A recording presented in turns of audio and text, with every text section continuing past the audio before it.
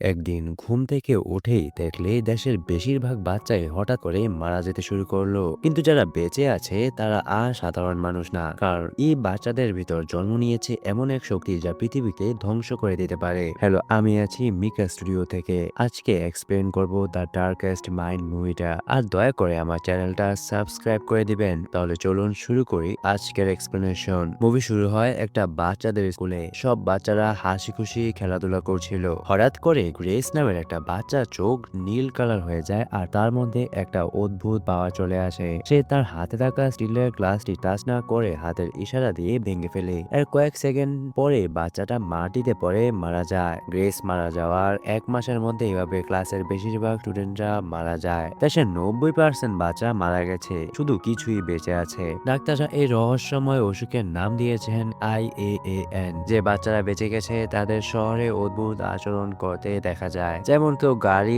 আকাশে উড়িয়ে ফেলছে, কেউ কারেন্টের ওয়্যার ধরে দাঁড়িয়ে আছে। তাই সরকার টিভিতে বলে দেয় এমন কোনো অদ্ভুত বাচ্চা দেখলে পুলিশকে জানাতে। আমেরিকার প্রেসিডেন্ট বলে, আমার নিজের ছেলেকে এই অসুখের রোগী ছিল, কিন্তু অনেক দিনের চিকিৎসার পর আমার ছেলে এখন অনেকটা সুস্থ আছে। তাই আপনাদের সন্তানদের যদি এমন অসুখ হয়ে থাকে তাহলে আমাদের জানাবেন, আমরা তাদের বেস্ট ট্রিটমেন্ট দেব। এই শহরে রবি নামের একটা ছোট মেয়ে তার ফ্যামিলির সাথে হাসি খুশি ছিল। আজকে তার বার্থডে, তাই তার বাবা তাকে একটা ছোট গিফট দিয়েছে। রবির বাবা মা রবিকে নিয়ে অনেক টেনশনে ছিল। এটা রবি বুঝতো। রাতে ঘুম থেকে উঠে রবি তার বাবা মার রুমে গিয়ে তার মার সাথে শুয়ে থাকে। তার বাবা মা ঘুমিয়েছিল। তখন রবি তার মার হাত ধরতে রবি চোখ কমলা কালার হয়ে যায় আর রবি কেন জানি ভয়ে লাফ দিয়ে উঠে রুমে চলে যায়। এরপর সকালে রবি তার মার কাছে গেলে তার মা রবিকে চিনতে পারে না। বলে, বাবু তোমার নাম কি? তুমি কিভাবে এই বাসায় আসলে? তুমি তোমার বাসা হারিয়ে ফেলেছো নাকি? রবি কাঁদতে কাঁদতে বলে, আপনি আমার মা। তবুও তার কথা তার মা বিশ্বাস করে না। এখন তাকে আস্তে করে গ্যারেজে নিয়ে আটকে রাখে। কিছুদিন পর ওইদিকে কিছু লোক আসে আর রবিকে ধরে নিয়ে যায়। রবির সাথে আরো অনেকগুলো বাচ্চা ছিল। সবাইকে একসাথে করে ক্যাম্পে নিয়ে যাওয়া হয়। ক্যাম্প একদম হাই সিকিউরিটিতে ছিল। আর্মি গার্ডসরা সব সময় পাহারা দেয়। রুবি আর ওইদিকে এনে বাস থেকে নামাতে একটা ছেলে পালাতে গেলে গার্ড তাকে মারে। তখন ওই ছেলেটা গার্ডের দিকে তাকাতেই গার্ডটা অটোমেটিক নিজের গান দিয়ে নিজের মাথায় গুলি করে দেয়। তখন গার্ডসরা বলে, এই ছেলে অরেঞ্জ, তাকে মারো মারো। ছেলেটাকে মারা হয় আর নতুন সবাইকে আলাদা করে চেক আপে নিয়ে যাওয়া হয়। একটা ডক্টর রুবি এর চেক আপ করতে আসে। ডক্টর তখন রুবিকে বলে, আমি তোমাকে চেক করে তোমার কলর দিব। ডক্টর একটা বোর্ড দেখিয়ে বলে, সবচেয়ে নিচে আছে গ্রিন, তাদের ব্রেন খুব ভালো কাজ করে আর সবকিছু খুব ভালো বোঝে। তার উপরে আছে ব্লু, ব্লুরা তাদের ব্রেন দিয়ে জিনিস কন্ট্রোল করতে পারে। আর তার উপরে আছে ইয়েলো, তারা কারেন্ট কন্ট্রোল করতে পারে। আর তার উপরে আছে রেড আর অরেঞ্জ, তারা সবচেয়ে বেশি ডেঞ্জারাস। অরেঞ্জ খুব কম পাওয়া যায় এবং সব থেকে শক্তিশালী। তারপর ডক্টর রুবি এর ব্রেন চেক করে দেখে সে অরেঞ্জ। তাই রুবিকে মারার জন্য একটা ইনজেকশন হাতে নেয়। রুবি এটা বুঝে যায় যে সে অরেঞ্জ আর তাকে মেরে ফেলবে। যেভাবে বাইরের ছেলেটাকে গার্ড বরাবর অরেঞ্জ বলে মেরেছিল। রুবি এটা মনে করে উঠে দৌড় দিতে লাগলে ডক্টর তাকে ধরে ইনজেকশন দিতে গেলে রুবি ডক্টরের হাত ধরে আর তার চোখ অরেঞ্জ হয়ে জ্বলতে থাকে। রুবি বলে, আমি গ্রিন, আমি খুব ট্যালেন্টেড। ডক্টর তখন উঠে আর কম্পিউটারে রুবিকে গ্রিন বলে দেয়। মানে রুবি আসলে অরেঞ্জ, সবচেয়ে বিপজ্জনক, সে মানুষের ব্রেন কন্ট্রোল করতে পারে। ক্যাম্পে শুধু গ্রিন, ব্লু আর ইয়েলো রঙের বাচ্চারাই ছিল। রেড আর অরেঞ্জদের কখনো দেখা যায় না। রুবি তাদের মাঝে গ্রিন সেজে বেঁচে থাকতে শুরু করে। এভাবে 6 বছর পার হয়ে যায়। রবি এখন বড় হয়ে গেছে। রবি গ্রিন সেজেছিল আর গ্রিনদের ব্রেন খুব ভালো কাজ করে, কিন্তু রবির ব্রেন তেমন ছিল না। গার্ডরা তাকে সন্দেহ করা শুরু করে। একদিন আল্ট্রাসাউন্ড সিগন্যাল টেস্ট করলে সেটা রবি সহ্য করতে পারে না আর রবি বেহুশ হয়ে যায়। রবিকে ডক্টরের চেক আপে আনা হয়। তার হাত বাঁধা ছিল। যে ডক্টর রবিকে চেক করে তার নাম কেট। কেট রবিকে বলে, এদিকে আসার আগে আমি একজন মানবাধিকার কর্মী ছিলাম। আমি তোমার মতো একটা মেয়েকে পেয়েছিলাম, কিন্তু তাকে বাঁচাতে পারিনি, কিন্তু এবার তোমাকে বাঁচাতে চাই। হঠাৎ গার্ড এসে গেলে ডক্টরকে চুপ করে যায় আর তার হাতে ফাইলটা রুবির উপর রেখে দেয়। রুবি দেখে ফাইলে লেখা, তারা জেনে গেছে তুমি অরেঞ্জ, তাই তারা তোমাকে মেরে ফেলবে। যদি তুমি বাঁচতে চাও তাহলে ড্রেসিং রুমে আমার জন্য অপেক্ষা করবে। তার হাত খোলার জন্য একটা চাবিও ছিল। এদিকে টেস্টের রিপোর্ট রুবি যে অরেঞ্জ এটা আবার উঠে গেছে। রুবি সুযোগ বুঝে পালিয়ে ড্রেসিং রুমে চলে আসে। তখন ডক্টর কেট এসে রুবিকে নতুন জামা দেয় আর তার মুখ ঢেকে কেটের গাড়িতে করে বের হওয়ার চেষ্টা করে। গেটে গার্ড ছিল। তারা গাড়ি চেক করতে এলে রুবি গার্ডের হাত টাচ করে তার ব্রেন কন্ট্রোল করে আর তাদের যাওয়ার পারমিশন নিয়ে নেয়। এদিক থেকে বের হয়ে রুবিকে নিয়ে কেট এই ক্যাম্প থেকে অনেক দূরে চলে যায়। শহর পুরোটাই খালি ছিল। মানুষ এদিক থেকে বড় শহরে চলে গেছে, এখন আর কোনো বাচ্চা নেই এদিকে। রুবি তার বাসায় যেতে চায় কিন্তু কেট বলে, না রুবি, তুমি যেতে পারবে না, তোমার লাইফ রিস্কে আছে, তোমাকে দেখলে আবার ধরে নিয়ে যাবে। কেট বলে, আমি তোমাকে চিলড্রেন লিগে নিয়ে যাব। সরকার টিভিতে তো দেখায় তারা বাচ্চাদের নিয়ে ট্রিটমেন্ট করে, কিন্তু সত্যিটা তুমি জানো, তারা রেড আর অরেঞ্জদেরকে মেরে ফেলে। তাই আমরা চেষ্টা করি তোমাদেরকে বাঁচানোর জন্য।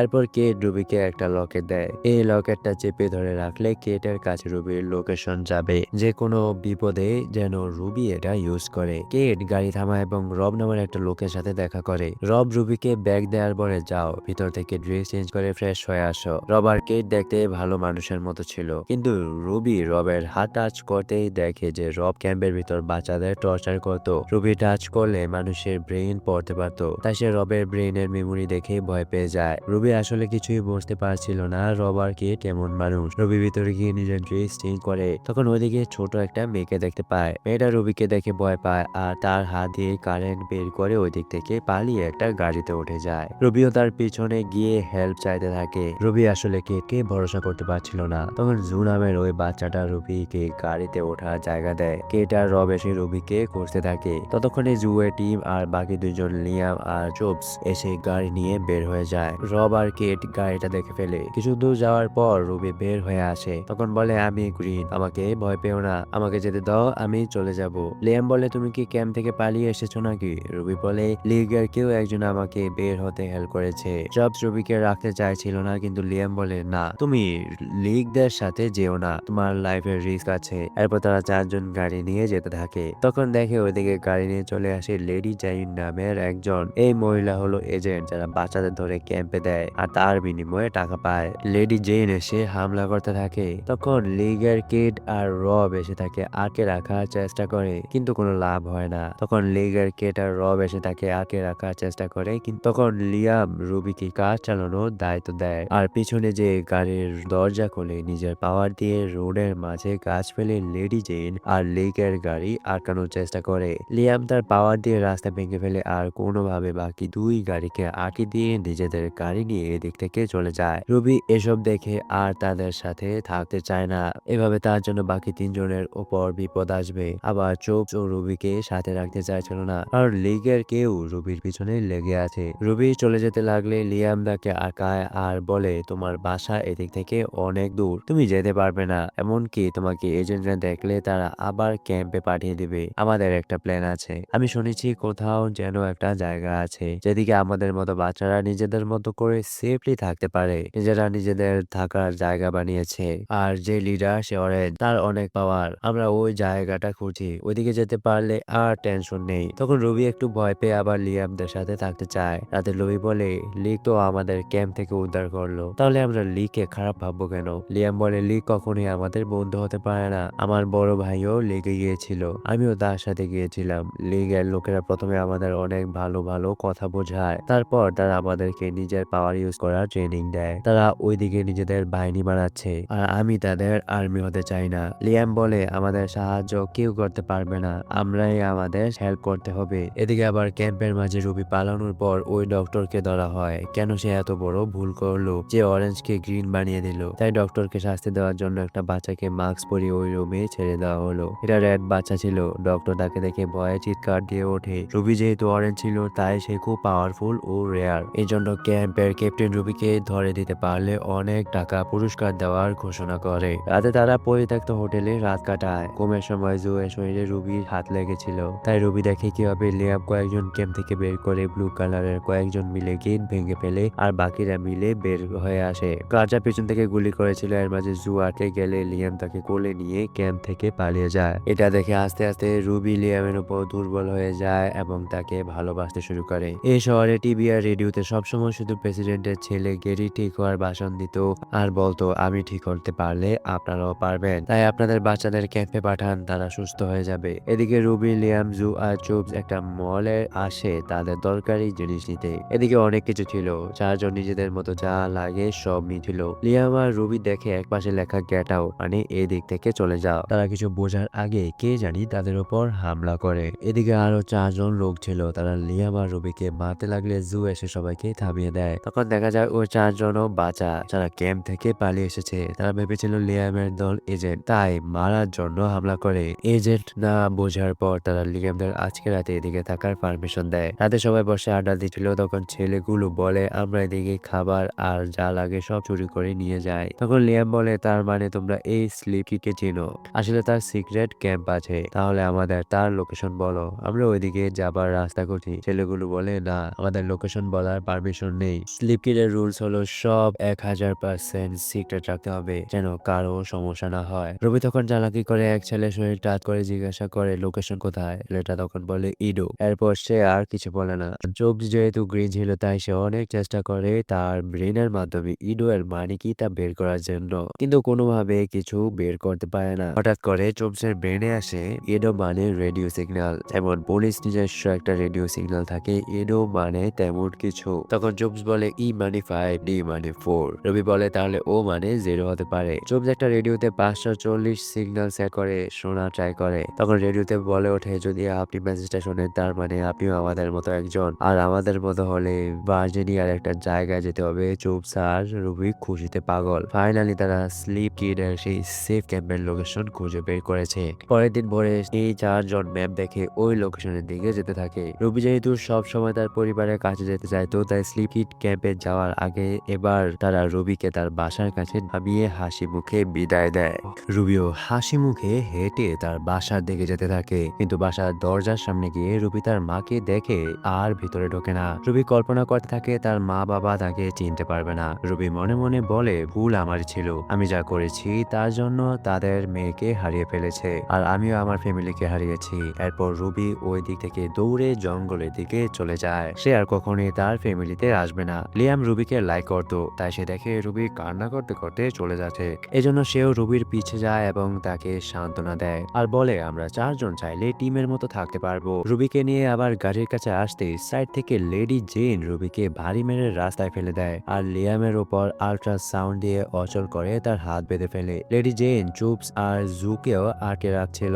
লিয়ামকে আটকে রুবি কাছে গেলে রুবি উঠে লেডি জেনের হাত ধরে তার ব্রেন কন্ট্রোল করে ফেলে আর বলে বন্দুক ফেলে দাও, তুমি হেঁটে সোজা জঙ্গলে চলে যাবে, বাঁচো মরো যাই হোক, তুমি আর কোনোদিন হাঁটা থামাবে না, শুধু হাঁটতেই থাকবে। এসব লিয়াম আর চুপস দেখতে থাকে। লেডি জেন উঠে কথা মতো হাঁটতে শুরু করে আর রুবি অজ্ঞান হয়ে যায়। সজাগ হওয়ার পর রুবি বাকিদের কাছে সরি চায় মিথ্যা বলার জন্য। তারপর তারা 4জন তাদের গাড়িটা জঙ্গলে ফেলে দিয়ে ম্যাপ দেখে দেখে পৌঁছে যায় ইডোয়ের সেই লোকেশনে। পাহাড়ের মাঝে একটা জায়গায় ঢুকতে কিছু ছেলে বন্দুক নিয়ে এসে তাদের আটকায়। তখন তাদের একজন লিয়ামকে চিনে ফেলে, বলে যে লিয়াম তোমার জন্য আমি ক্যাম্প থেকে পালাতে পেরেছিলাম। লিয়াম স্লিপ কিড ক্যাম্পের কথা জিজ্ঞাসা করলে তারা বলে এটাই সেই ক্যাম্প, চলো তোমাদের নিয়ে যাই ওই ক্যাম্পে। ক্যাম্পের ভিতর সবাই বাচ্চা আর লিয়ামদের বয়সী, সবাই খুব হাসি খুশি, এখানে কালার নিয়ে কোনো সমস্যা করে না। এরপর ক্যাম্পের মেইন স্লিপ কিডের সাথে দেখা করতে গেলে জানা যায় স্লিপ কিড আর কেউ না, প্রেসিডেন্টের ছেলে গ্যারি। সে আসলে সুস্থ হয়নি, তার বাবা টিভিতে মিথ্যা বলতো।